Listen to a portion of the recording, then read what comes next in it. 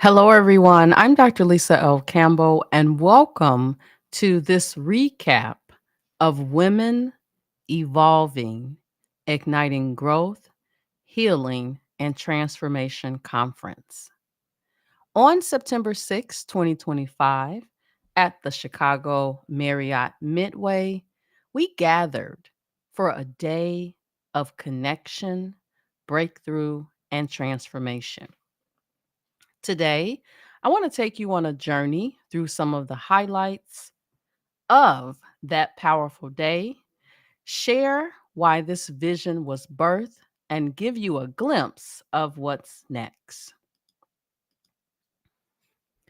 When I created the Weight Conference, I envisioned a space where women could shed invisible burdens, what I refer to as weight, and step fully into their growth. As women, we carry so much weight: emotional, mental, physical, historical, comparative, procrastination, commitment, which are all types of weight. This conference was designed to be a safe space, an empowering place to name those weights, release them, and embrace transformation. Every detail, down to the gift box contents, they were intentional. A way to reflect, affirmations that spoke life. These boxes weren't just gifts, they were tools for each woman's growth journey. Our session began for that day with me talking about the weight we hold. This message was on the hidden burdens that shape us and how the 7 types of weight influence our ability to grow. Let's listen to this quick clip. But before we can evolve, we must admit something. We are carrying weight. Not just physical weight, but invisible weight. Weight shows up as exhaustion that no sleep can fix. It sounds like the voice that whispers, "You are not enough." It looks like a calendar filled with commitments that leave no space for you. And here's the truth. The longer we carry it, the heavier it becomes.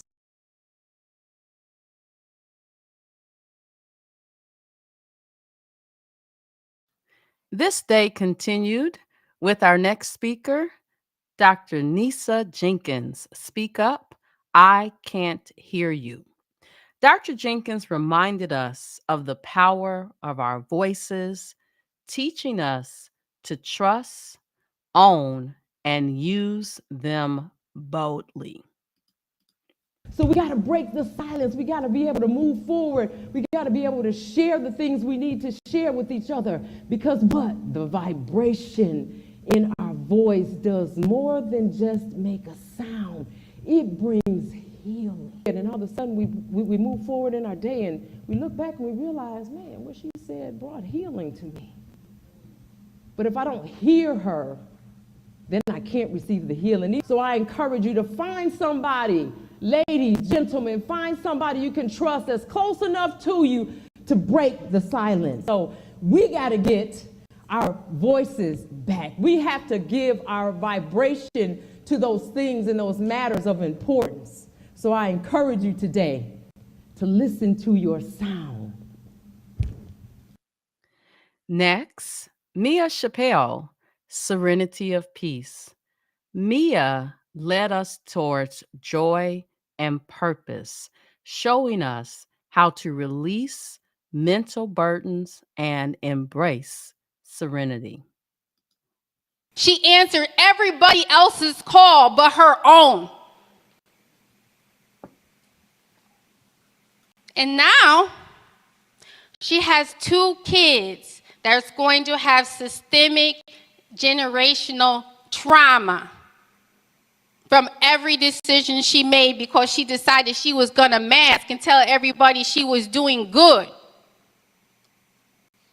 But let me tell you something.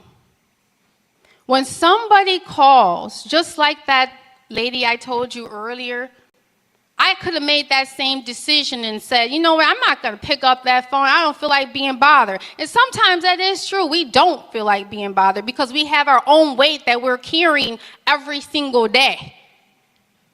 But let me tell you something. Picking up the phone or answering a text may be the difference between somebody deciding that they're going to live or die. Next up, we had Toya Hodges, Unpacking the Past.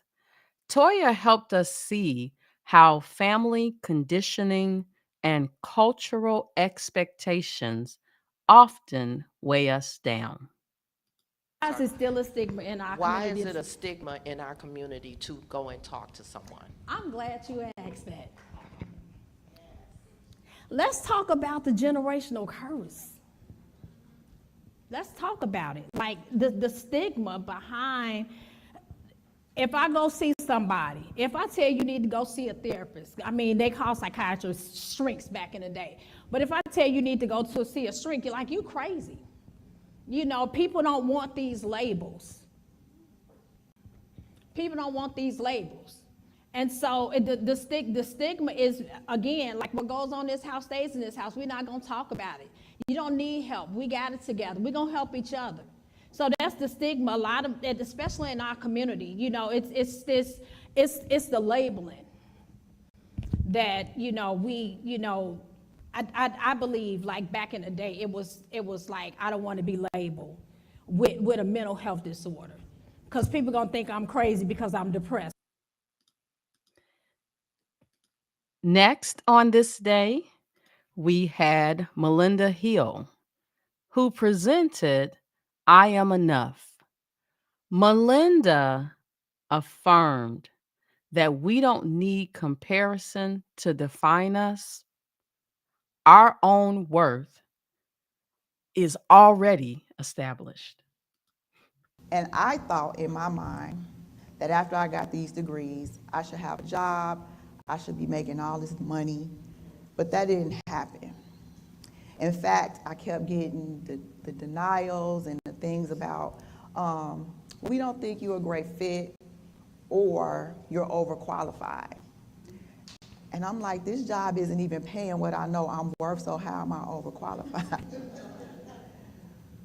But then I also got feedback that you need to stop going into these interviews telling these people what you want to do in the next 5 years. I'm like, but why? Because they're going to think you want their job. So you need to stop doing that. In fact, why don't you take your degrees off your resume as well and water it down some so that you won't look so competitive to other people. And next on this day, we had a lunch panel, Seasons of Womanhood. Our panel consisted of Joslyn Miles, Dr. Debra Boyd-Seale, Joy Thomas, and Patrice Horton.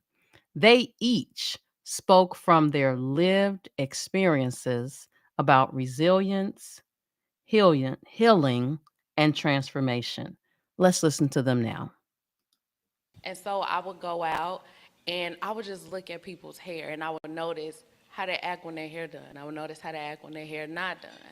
And so moving from the city to the suburbs, I found that this group of friends that I was with was all about looks. And I remember being at home one day, and this girl came banging on my door. My mom was like, "Who is this girl banging on my back door?" And she came down to the basement, which was my shop. You couldn't tell me nothing. And she was crying.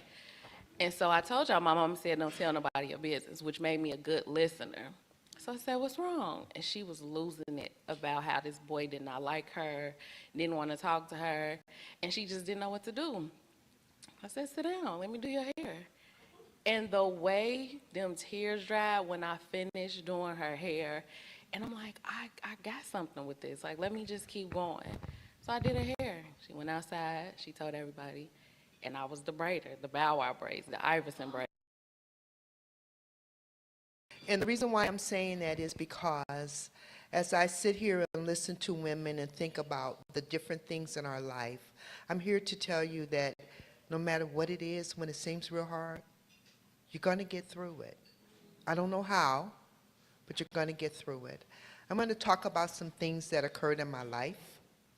And I don't know how I got through it, but wisdom and living your life will help you go forward.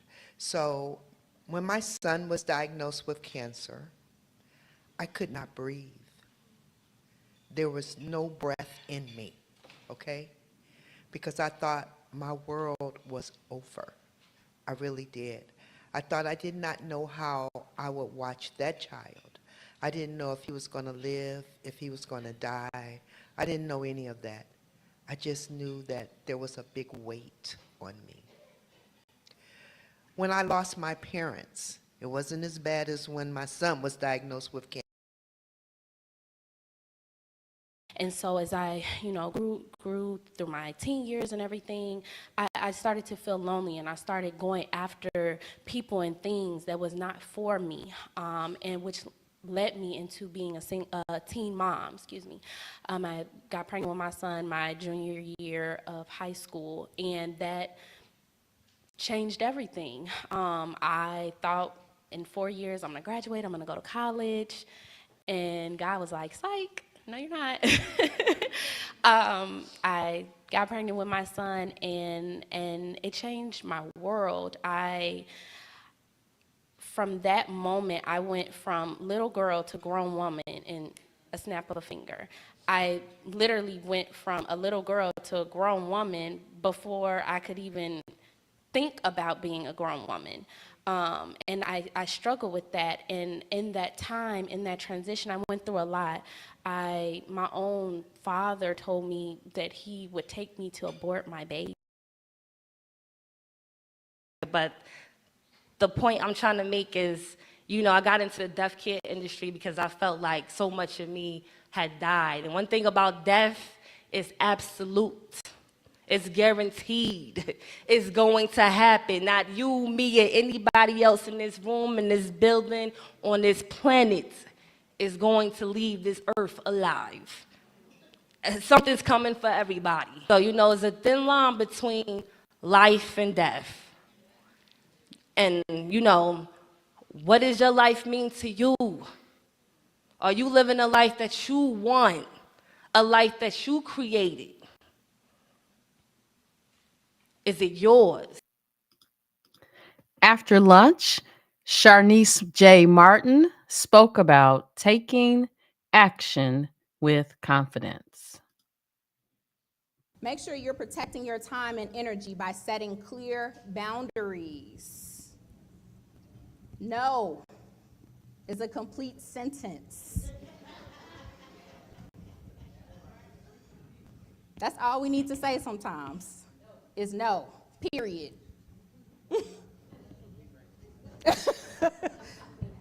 Literally. And I think I would consider myself a people pleaser, so that's a struggle for me as I'm growing into the woman, that I'm becoming. I'm finding it more and more comfortable for me to say no and to push back respectfully, right? Well, they said, or disrespectful. Sometimes, yeah, depending on the situation. Yeah. right? But no is a complete sentence, and people need to respect that. Immediately after that, Dr. Renita Ellis-Watson, releasing masculine energy. And my husband, and some of it too was him allowing me to control the situation. So it's like, if you're going to allow me to control the situation, then I am going to control the situation, because that's what I'm used to, you know? I mean, to me, I'm helping him. I'm thinking that I'm helping him. But in all actuality, I'm hurting him and I'm hurting us, because again, my masculine energy is showing. Because for me, it wasn't, the thing itself wasn't negative, but when you put that word, that verbiage to it, then it became a negative connotation. But for me, I'm just a loving, thinking I am a loving, helpful wife versus someone that's trying to control every situation. Okay, planning every detail of the vacation. And our last speaker for the day, Dr. Crystal Hines-Mays, aligned and free. Sometimes we let life beat us down and beat it all out of us. We forget all about our dreams. In this room right now, we have talk show hosts, we have authors, we have pilots, we have doctors, lawyers, teachers, authors. But somewhere along the way, life has stepped in and prevented them from connecting with their dream. Dreams are sacred. They are true downloads from God, and we call them visions. Science calls this visualization, but faith calls it hope. And the brain can literally get you into that pathway where you dare to dream again. Our day was not complete without all of our wonderful vendors.